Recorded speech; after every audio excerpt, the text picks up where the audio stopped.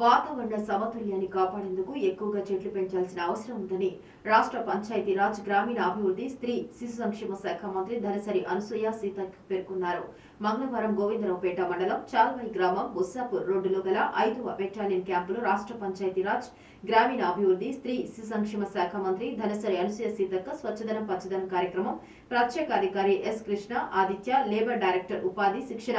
జిల్లా collector Divakar, TS అదనపు collector, స్థానిక సంస్థలు పి శ్రీజ,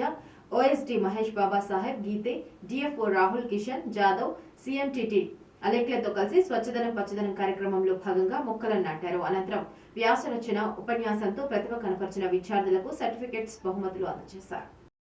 అనేక రకాల ఇన్ఫ్రాస్ట్రక్చర్ను తీసుకొచ్చి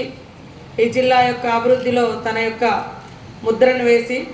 మంచి అభివృద్ధి పదంలో తీసుకెళ్లి టూరిజం కావచ్చు, రోడ్ల వ్యవస్థ కావచ్చు,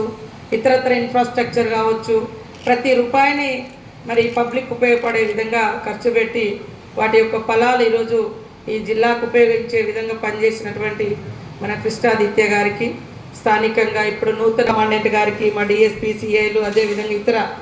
అధికారులకు అందరికీ ఇక్కడ పార్టిసిపేట్ చేస్తున్నటువంటి విద్యా సోదరులకు అందరికీ కూడా అక్కడ రెడ్ డ్రెస్లో ఉన్నటువంటి వాళ్ళందరికీ ముఖ్యంగా ఈ ప్రాంతం చాలా